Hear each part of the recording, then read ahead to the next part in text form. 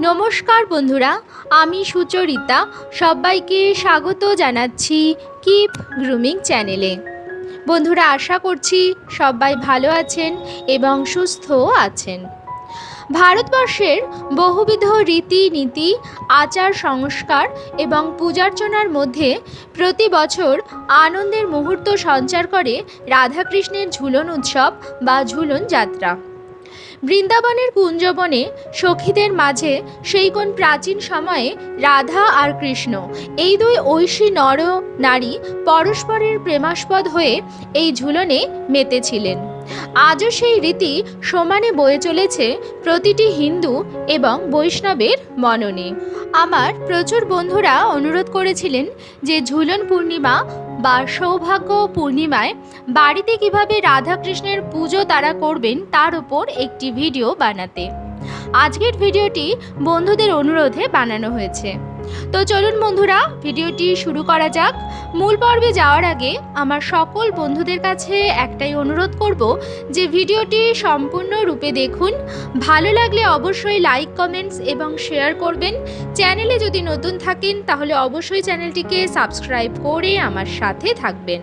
আমি সাধারণত আমার বন্ধুদের উদ্দেশ্যে আপকামিং পুজো পাঠ এবং তত্ত্বকথার উপর ভিডিও বানিয়ে থাকি। চলুন বন্ধুরা, এবার আমি আপনাদের জানিয়ে দিই এই বছর রাখি পূর্ণিমা কবে পড়েছে। রাখি পূর্ণিমা পড়েছে বাংলার 23শে শ্রাবণ 1432, ইংরাজি 9 আগস্ট 2025 শনিবার দিন। তবে পূর্ণিমা তিথি কিন্তু লাগছে শুক্রবার দুপুর 1:57 থেকে এবং পূর্ণিমা তিথি থাকবে শনিবার দুপুর 1:41 পর্যন্ত। যদিও উদয়া তিথিকে মান্যতা দিয়ে শনিবার দিনই রাখি পূর্ণিমা পালিত হবে। চলুন বন্ধুরা, এবার আমি আপনাদের দেখিয়ে দিই রাখি পূর্ণিমার এই তিথিতে রাধাকৃষ্ণ এবং গোপাল সোনার পূজাবিধি। স্নান সেরে শুদ্ধ বস্ত্রে ঠাকুর ঘরে চলে এসে প্রথমেই করে নেব আচমন। ওম নমো বিষ্ণু, নমো বিষ্ণু, নমো বিষ্ণু। তারপর আমরা হাতটি পরিষ্কার জল দিয়ে ধুয়ে নেব, বস্ত্রে মস্তকে গঙ্গার জল ছিটিয়ে নেব। সৌভাগ্য পূর্ণিমার এই তিথিতে রাধাকৃষ্ণকে পঞ্চামৃত দিয়ে অভিষেক করা সর্বোত্তম মানা হয়। তাই অবশ্যই বন্ধুরা পঞ্চামৃত দিয়ে রাধাকৃষ্ণের অভিষেক করবেন। পঞ্চামৃত বানাতে আমাদের লাগবে দুধ, দই, এখানে আমি টক দই নিয়েছি, আর ঘি, মধু এবং শর্করা। সমস্ত কিছু খুব ভালোভাবে মিশিয়ে নেব। পঞ্চামৃত প্রস্তুত হয়ে গেল। এখানে আমি নিয়ে নিচ্ছি পরিষ্কার জল। পঞ্চামৃত দিয়ে অভিষেক করার পরে অবশ্যই পরিষ্কার জল দিয়ে অভিষেক করতে হবে।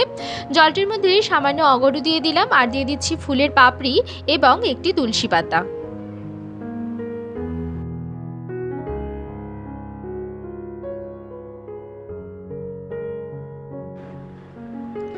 এবার আমি রাধাকৃষ্ণের অভিষেক করে নেব। ওম নমো ভগবতে বাসুদেবায় নমো। ওম নমো ভগবতে বাসুদেবায় নমো। হরে কৃষ্ণ, কৃষ্ণ কৃষ্ণ হরে হরে, হরে রাম, রাম রাম হরে হরে। ওম নমো ভগবতে বাসুদেবায় নমো। ওম নমো ভগবতে বাসুদেবায় নমো। বন্ধুরা, সৌভাগ্য পূর্ণিমার এই পুণ্য তিথিতে আপনারা অবশ্যই রাধাকৃষ্ণকে পঞ্চামৃত দিয়ে অভিষেক করবেন।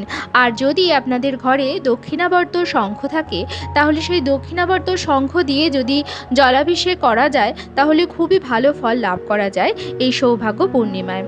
সৌভাগ্য পূর্ণিমায় সৌভাগ্য লাভের জন্য এই পূজার মধ্যে আর কি করবেন সেটিও আমি ভিডিওর মধ্যেই বলে দেব।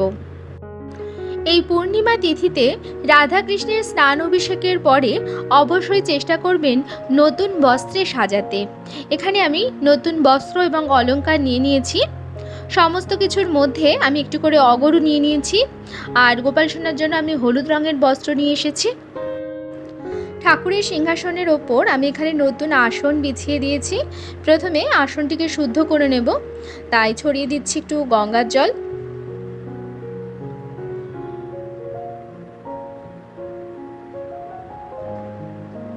ফুলের পাপড়ি,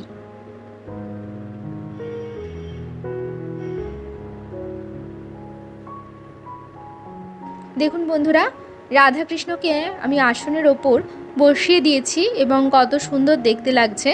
সমস্ত অলংকার পরিয়ে দিয়েছি এবং নতুন বস্ত্রে রাধাকৃষ্ণকে ভারী অপূর্ব দেখতে লাগছে। আমার গোপাল সোনাকেও আমি সাজিয়ে গোপাল সোনার যে সিংহাসনটি আছে তার মধ্যে বসিয়ে দিচ্ছি।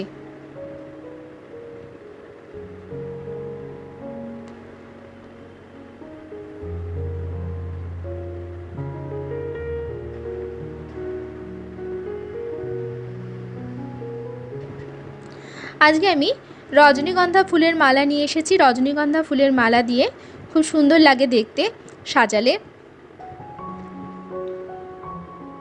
তো দেখুন বন্ধুরা, সবার সাজ শৃঙ্গার হয়ে গেছে। ঝুলন পূর্ণিমা তিথিতে যদি আপনার ঘরে দোলনা থাকে তাহলে দোলনাটি খুব সুন্দরভাবে ফুল দিয়ে সাজিয়ে তাতে রাধাকৃষ্ণকে দোল দেবেন। যদি বাড়িতে গোপাল সোনা থাকে তাহলে গোপাল সোনাকেও আপনারা দোল দিতে পারেন এই ঝুলন পূর্ণিমা তিথিতে। আমি আজকে শুধুমাত্র আপনাদের সঙ্গে পূজা বিধিটি শেয়ার করছি। পূজা হয়ে যাওয়ার পরে আপনারা রাধাকৃষ্ণকে অথবা গোপাল সোনাকে দোলনায় বসিয়ে দোলাতে পারেন।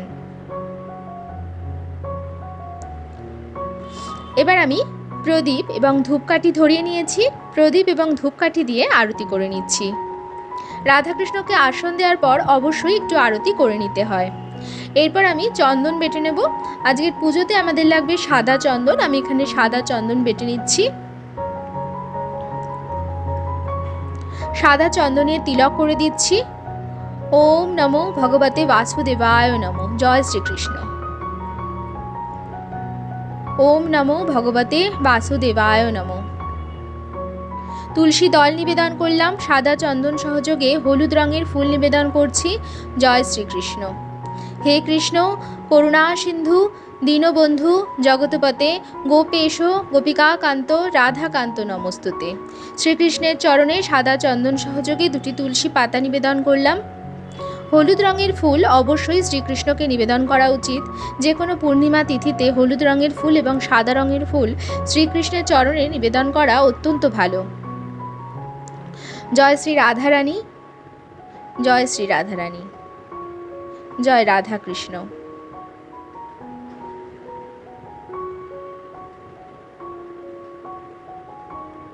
দেখুন বন্ধুরা, ভারী অপূর্ব সুন্দর দেখতে লাগছে রাধাকৃষ্ণকে এবং গোপাল সোনাকে। আপনারাও এরকম ঝুলন পূর্ণিমা তিথিতে সুন্দরভাবে ফুলের সাজে সাজাবেন। গোমাতাকেও আমি এখানে একটি ফুল নিবেদন করে দিচ্ছি। এবার আমি ঠাকুরের ভোগটা যা সাজিয়ে এনেছিলাম সমস্ত কিছুর মধ্যে তুলসী পাতা দিয়ে দেব। এখানে আমি কিছু গোটা ফল নিবেদন করেছি। বন্ধুরা, আপনারা চাইলে ফল কুচিয়েও নিবেদন করতে পারেন। আমাদের পুজো বিধির ভিডিও যখন বানানো হয় অনেকটা সময় লাগে, তাই জন্য কুচিয়ে ফল নিবেদন করা হয় না। অবশ্যই গোটা ফলের মধ্যে বা যদি কুচিয়েও ফল নিবেদন করেন তার মধ্যে তুলসী পাতা আর ফুলের পাপড়ি দিতে ভুলবেন না। আর এখানে আমি কিছু মিষ্টি নিবেদন করেছি আর গোপাল সোনার জন্য মাখন মিষ্টির ভোগও লাগিয়েছি। জল নিবেদন করে দিচ্ছি। জলের মধ্যে অবশ্যই তুলসী পাতা দিয়ে দেব। আর এখানে যা মিষ্টান্ন দেওয়া হয়েছে তার মধ্যেও তুলসী পাতা দিয়ে দিচ্ছি।